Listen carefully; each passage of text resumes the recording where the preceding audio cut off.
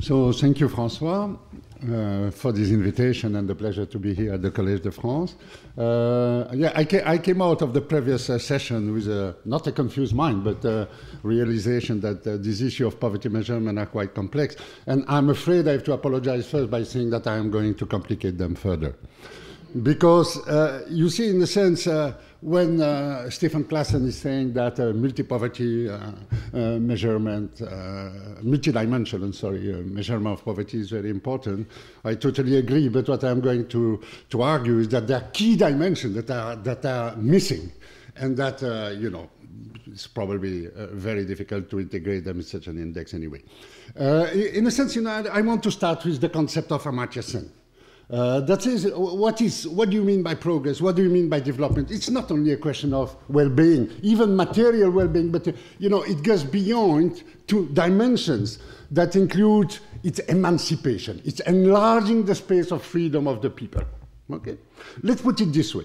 And we know that social norms may be malevolent in the sense that they may prevent this emancipation of the people. They may prevent people from realizing their capability. And unfortunately, they can persist for a long time. Just let me take you an example.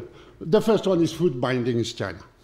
It lasted 1,000 years, was suppressed only in the revolution of 1910, 1911.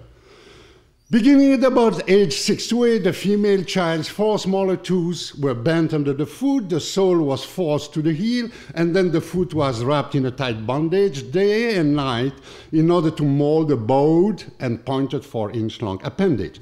Foot binding was extremely painful in the first 6 to 10 years of formative treatment. Complications include ulcerations, paralysis, gangrene, and mortification of the lower limbs. Perhaps 10% of girls did not survive the treatment. This was started in the Shang dynasty, completely generalized under the Ming in 17th century and last till 20th century. No, the origin we know was a way of enforcing imperial males' exclusive sexual access to each female concerned. Now, another one is female genital cutting, which includes clitoridectomy, excision, and infibulation. It originates in slave trading geared toward the market of Egypt and Arabia quite a long time ago, in fact, in pre-Islamic times. And when you look at the figure, it's about latest estimate 100 million girls, especially in Africa, that are still suffering from female genital cutting. There are 12 countries with a rate of prevalence exceeding 50%, and 5 countries with a rate of prevalence exceeding 90%, and 2 countries, Egypt and Somalia, with rate 97–98%. So this is an immense problem, and when, for instance, in Senegal, I'm going to the experience of Senegal time and again in this talk, uncut women can be insulted, labeled solema, meaning rude, ignorant, immature, uncivilized, and unclean. They are reputed or known to be or deemed to be knowing nothing and may not be allowed to serve water or even food to men and their husbands.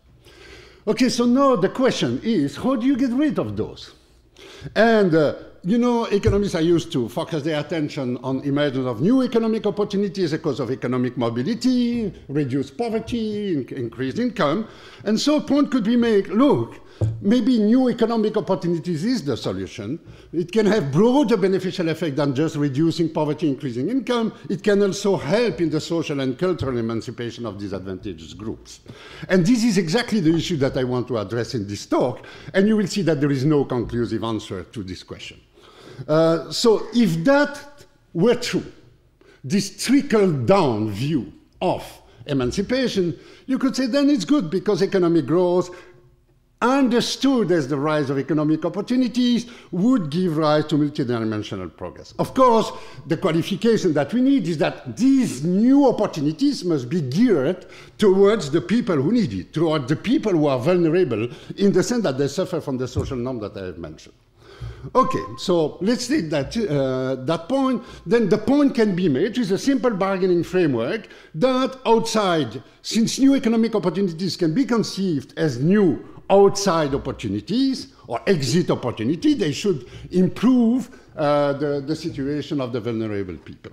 Now, let's assume, to make things clear, a simple rival claimants game of the type that is written here, and that means or that implies that the game is conflictual or that the social norm is conflictual.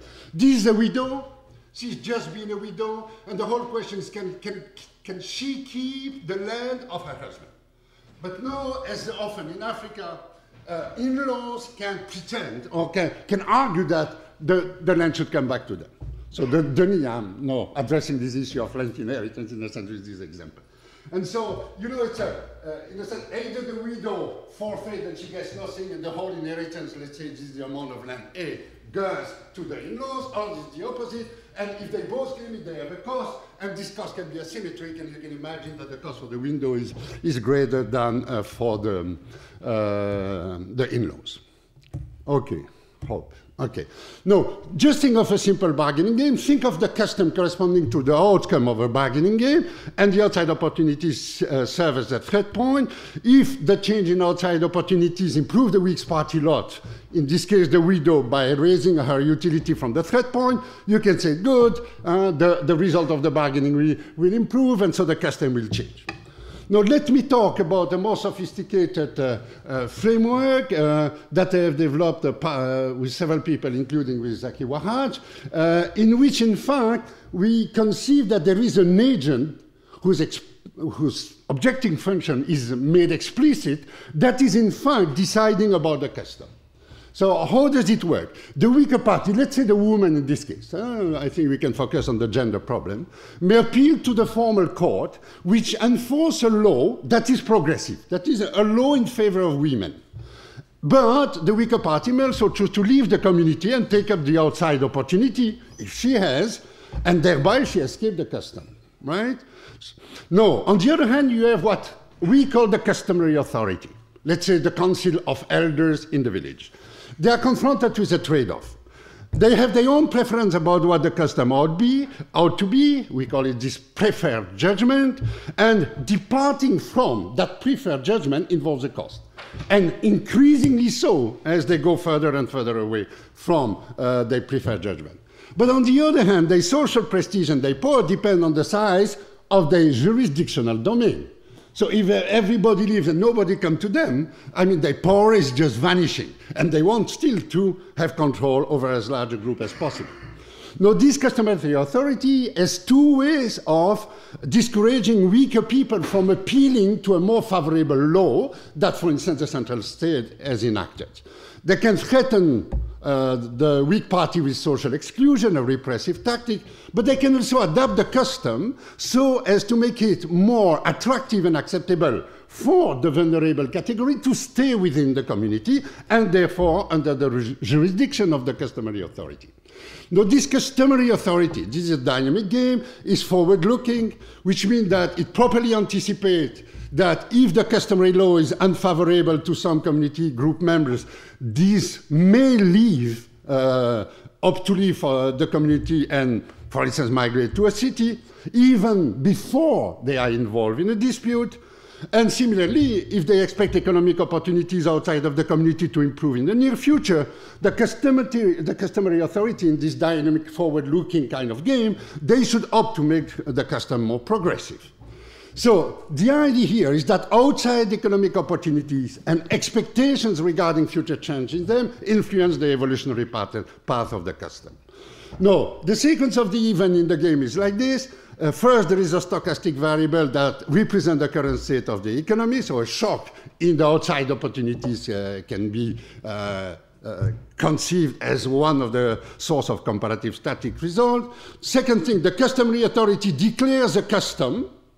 Then each player decides whether they remain on the community or migrate, leave the community, and then they discover in the next step whether they have been embroiled in a dispute, let's say a land dispute with their family or their in-laws.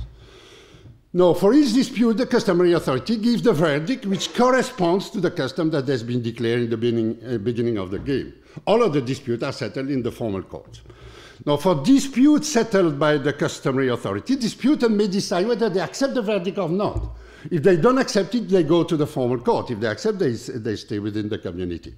But if there is an appeal to the formal court, they are punished, let's say by social exclusion or whatever you can think, we call this P, by the customary authority.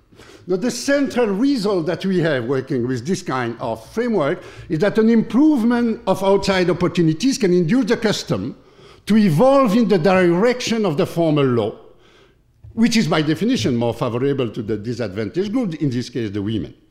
Now, since community members are assumed to be heterogeneous in their outside opportunities, if the economy is such that there are good outside economic opportunities prospects, those with the best outside opportunity leave the community and will be under the rule of the formal law, and those who stay, those who have the weaker outside opportunity, remain within the jurisdiction, normally, of the customary authority, but the custom has evolved in their favor, so they are better off. And if the conflict is severe enough, because we also endogenize the severity of the conflict, they can even appeal to the formal court.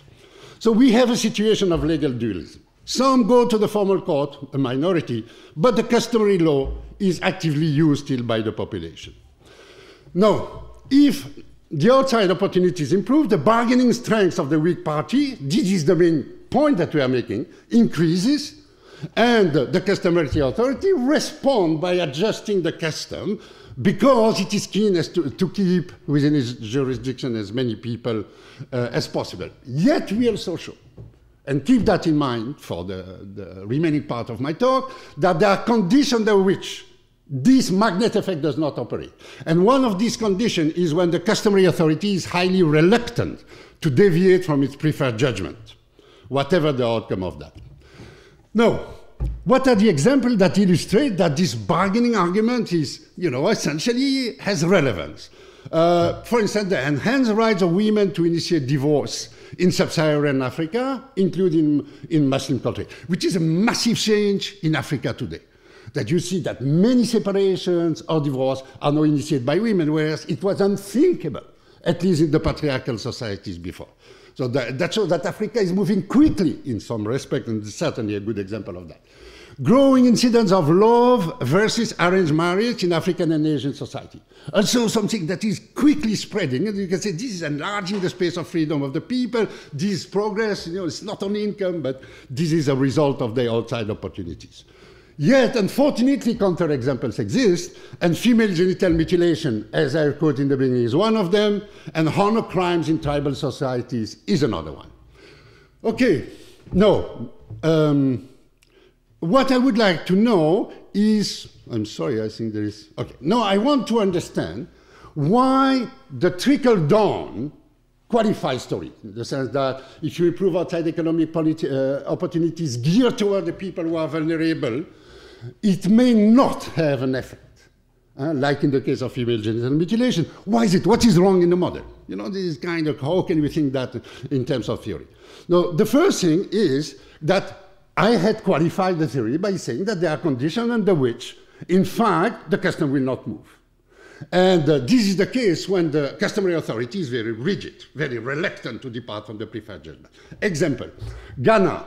If you take the PNDC law, which tried to change the law of inheritance, the practice of inheritance in the Ghanaian countryside, by trying to make the spouse and the children inherit rather than the matriclan, you see that the magnet effect is exactly operated, in the sense that the custom has gradually evolved toward the law, does not coincide with the law. It went evolving in the direction of the law, except in the northern part of the country. Why? Because in the northern part of the country, you have Muslim groups and customary authorities say this is going against Islam, and so there's out of question to change anything, and there nothing has happened. So this is a kind of failure that can happen even within the framework of the model that we were using. A second possibility is what Vijayendra Rao has called constraining preference. Members of the victimized group internalize the value and the norms of the dominant group, so that in fact there is a subjective game that does not coincide with the objective game, the rival claimants game. In fact, in Senegal, recent studies have shown that men are more supportive of the law banning female genital mutilation than women themselves. In the beginning it was, oh, that's the man, it's the interest, and in the origin it was. But no, in fact, the support of the practice comes more from women than from men. So that's another possibility. Now, let's think about yet another possibility, which is to say, look, maybe your game is not the right one. And the game is a social coordination game. And so the social norm is now a social convention, which means an outcome that is well established when people's expectations converge and the actions are there coordinated. And the social equilibrium, or the equilibrium, sorry, is socially inefficient. Okay? So everyone dislikes the norm, we don't like it, but since we all expect that the others will do it, and there is a kind of decentralized punishment mechanism, these pessimistic expectations support a practice that nobody likes. You know, we know since Akerlof and Timur Kuran and other people that this is quite possible. Okay, but then, you know, the question is that if there are people seizing outside opportunities in the way I was explaining in the beginning, you would expect that through a kind of evolutionary stochastic process, the member with the best outside opportunity could trigger a bandwagon effect. Since everybody dislikes the norm, you know, this is not a very stable equilibrium, and the norm should collapse rather quickly under the effect of, let's say, some people announcing that. A beautiful example is the practice of honor crimes. Take it from a small city near Hebron in Palestine called Surif. There, a girl was murdered by her uncle because she talked to a man who in fact wanted to marry her, and she was studying at university. And her body was discovered in a well 1 year later, in fact. And then, you know, suddenly there was the brother of that assassinated girl who took up an action. He was highly educated, was living in a city, came back and created a movement of denouncing the leniency of the law of the Palestinian Authority against honor crimes. And the whole village then followed. And massive demonstration happened in Surif, then in Hebron. And the Palestinian Authority, which had always refused to change that law, and because they are dominated by big patriarchal family, then suddenly change it. So that's an example that shows, yes, this is credible, this can happen, even with that kind of game. And in fact, since everyone dislikes the norm, you are not surprised. No, another solution is try to find a way to coordinate. It should go quickly and simply. That's what Tostan did in Senegal. Tostan had this idea, let's go to the community, let's talk to the women and the men, let's show them and explain to them why it is dangerous for your health, for the health of these girls, that they are cut. We do that, and the whole process of conscientization, education, etc., going through the villages, end up in what they call a public declaration. A public declaration is a moment where all villages are meet together, or at least their representative authorities, and they declare publicly in front of the population and the other village, etc., that they give up the practice of female genital mutilation. They had 103 public declarations. Okay, my student Giulia Camiotti, who studied the process that ensued in this village, showed that there is zero impact. And that all what has been advertised by Tostan, according to it, they had a big impact for which they got the Hillary Clinton Press Prize and the prize of the best NGO in the world, etc. We have found that, in fact, there is no impact. And so the question is, so of course you mean, but what do you mean, this public declaration? Well, you ask the people, they say, you know, we got a ticket, a big feast, a good meal, we go, they ask us to say that, we say it. But there was no genuine commitment behind this statement. Now then, why does the norm persist in this case?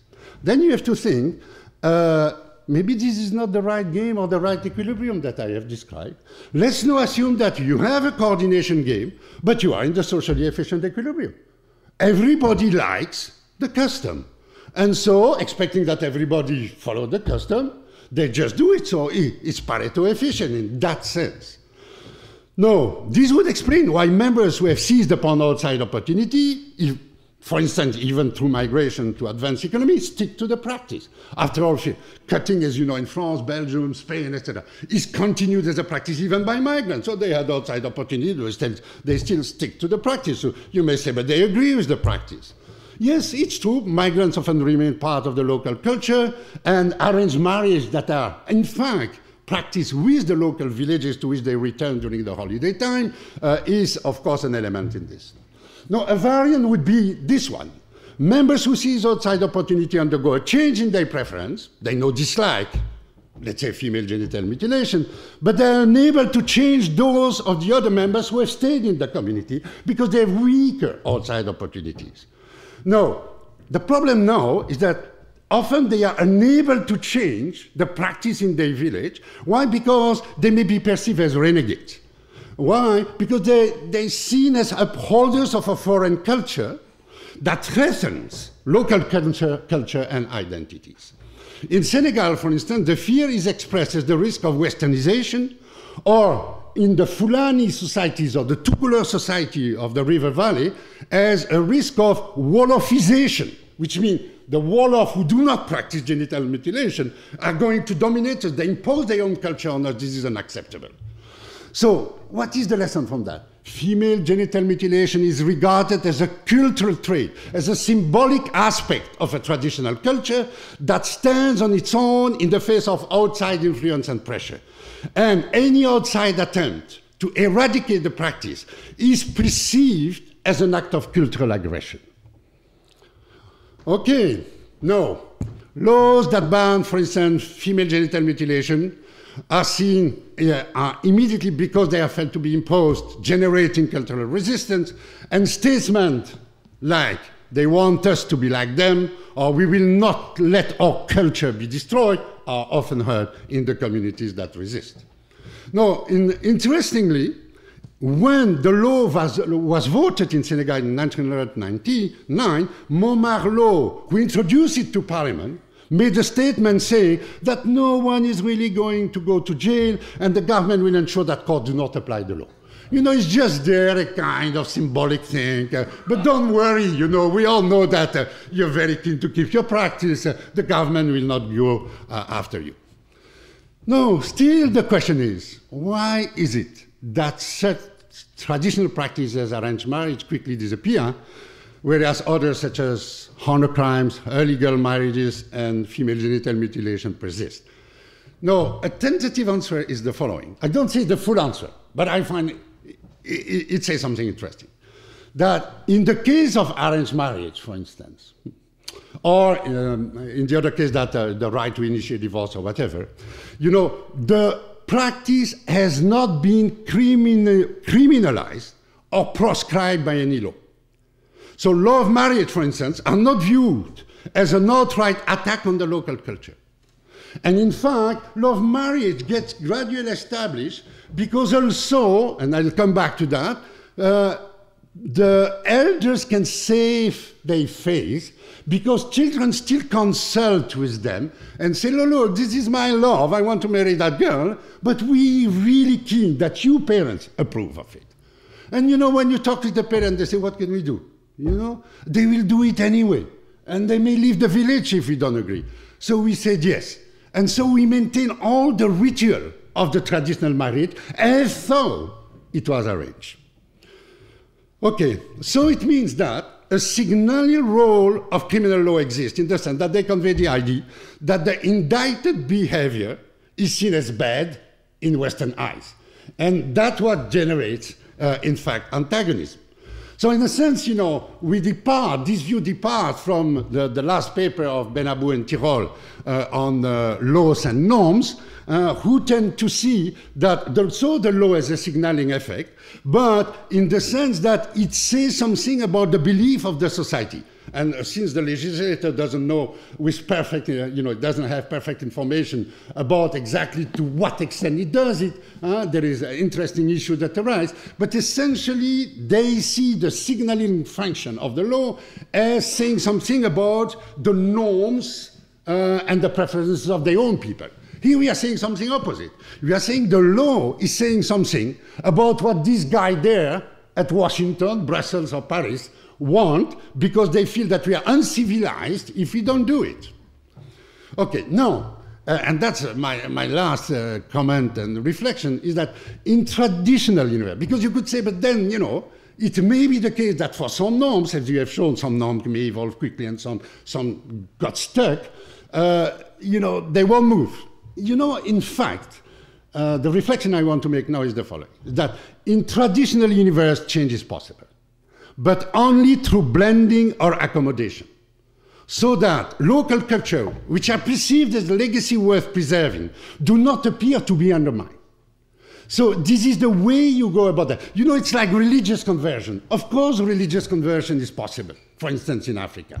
Why? Because, you know, it's all conceived in the world of spirit. You know, you have a spirit that comes from another religion than the spirits that we have in our traditional society. But still it is the world of spirit. And maybe your spirit is even more powerful than ours, so we accept that you convert. So as soon as you can frame the change in a mental universe that makes sense for the people, the change may go through. But if it is perceived as a frontal attack on your culture, people immediately resist for this identity cultural reason. Okay, so attempts to impose radical change from without are likely to create perverse effect, and one of these perverse effects is rigidification and puritanization of culture as a result of victimization feelings. Another possibility, people go into hiding, and for instance, one of the basic results of Camiotti is that the reaction to the law banning female genital mutilation is that people do it earlier because they feel for various reasons that if they do it on younger girls, in fact, they can hide it from the society. So they have de-ritualized the ceremony. They've removed the ceremony of female genital mutilation because then everybody knows. So now there is the threat of the law, there is the threat of all these NGOs working and saying we should drop it, it's a bad practice, etc. So we do it secretly, privately at home when the girl is younger. It's very bad because for medical reasons that are obvious, the risk for the girls is higher when it is done too quickly. That's a perverse effect. And you know, in a sense, many African leaders know quite well that it's of no avail to impose this law, as I've shown with this Mormon law thing. For instance, you look at the law against polygamy in Gabon and Senegal. They're quite lenient in a sense. You know, they're a law for exception. And if only, you know, in the beginning, if you want to be monogamous, then write it down. And then you have to stick to your commitment. But even that was not enough. There were too many people violating the law. So they say, okay, but then you have to write down clearly that you want to get out of it. And so in the end, you say, but you know, the change is not that big after all. Okay, I had another example of a radical approach, maybe Danny Roderick will have comments to make, is the Young Turks and Kemalist approach in Turkey was clearly a radical way, radical approach, and it's today that we measure the backlash. They wanted a cultural revolution in which not only the high Islamic civilization would be exchanged for that of Europe, but also the law and popular culture would be affected and would be transformed. So there was no attempt to harmonize European civilization, considered indivisible, with the Turkish culture. And so they advocate the closure of madrasa, of the tekes and zaviyas, the Sufi lodge that are so important in the popular culture. They ban vows to Muslim saints. They replace the fez with a new national hat. They prohibit the veiling of unmarried women, especially during their education. They ban the wearing of the turban and the cloak, and they totally transformed the Turkish legal system and thereby alienated a large part of the population, which was still profoundly immersed in traditional Muslim culture. So this is, maybe I can just keep it there by this nice example about how blending is possible provided you find the right way to save the appearance.